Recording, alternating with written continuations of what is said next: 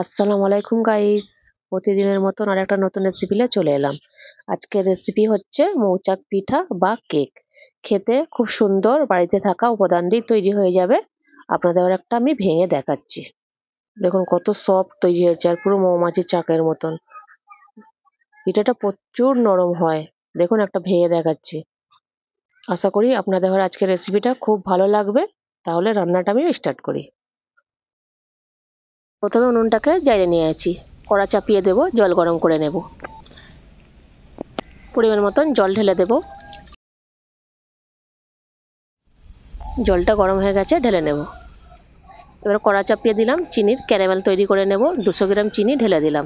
চিনিটাকে নাড়াচাড়া এখন করলে হবে না, সাইড দিয়ে যখন লাল হয়ে এসেছে এবারে নাড়াচাড়া করে নেব। চিনিটা পুরোভাবে গলে গেলে অল্প অল্প জল দিয়ে শিরাটাকে তৈরি করে নেব। চিনিটা পুরো গলে গেছে, এবার অল্প অল্প জল দিয়ে দেব। 200 গ্রাম চিনি আর 200 গ্রাম জল দিতে হবে। 2-3 বারে অল্প অল্প জল দিয়ে শিরাটাকে তৈরি করে নিতে হবে। শিরাটা তৈরি হয়ে গেছে, এবারে ঢেলে নেব। লাগবে 2টো ডিম। ডিম দুটো ফাটিয়ে নিয়ে নিচ্ছি, এরকম হ্যান্ড উইচ দিয়ে একটু মিক্স করে নেব।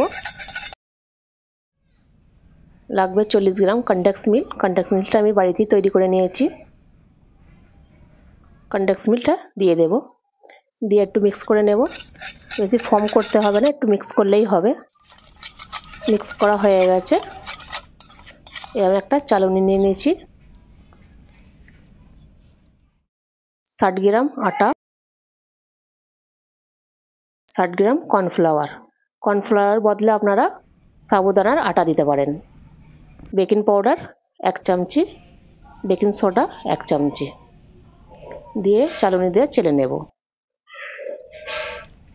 দেখুন এরকম দলাগুলো ফেলে দেব। এবারে হালকা হাতে মিক্স করে নেব। মিক্স করা হয়ে গেছে।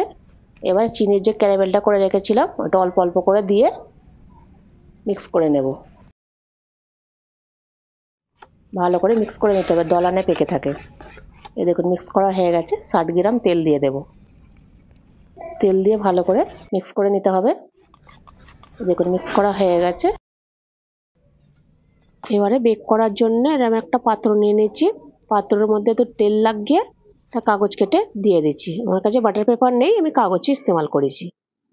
এবারে ওটা মিশ্রণটাকে ঢেলে দিয়ে 2-3 বার এরকম ঝাঁকিয়ে নেব। হাওয়া বাতাস থাকলে বেরিয়ে যাবে। এরকম একটা কড়ার মধ্যে নুন গরম করে নিচ্ছি, এরকম একটা রিং দিয়ে দিচ্ছি।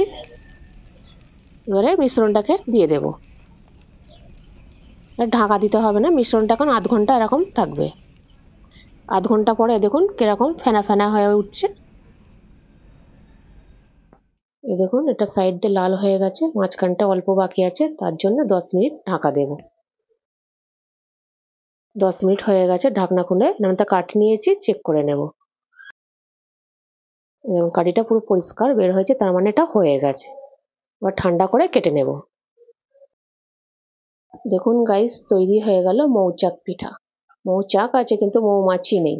এটা তৈরি করতে প্রায় 1 ঘন্টা সময় লেগেছিল। তাহলে গাইস আপনারা আপনাদের বাড়িতে ঝটপট তৈরি করুন। বাড়িতে থাকা উপাদান দিয়েই তৈরি হয়ে যাবে মৌচাক পিঠা। আশা করি আজকের রেসিপিটা আপনাদের ঘরে খুব ভালো লাগবে। ভালো লাগলে আমার চ্যানেলটাকে আপনারা সাবস্ক্রাইব করবেন, লাইক করবেন। তাহলে দেখা হচ্ছে আবার নেক্সট ভিডিওতে।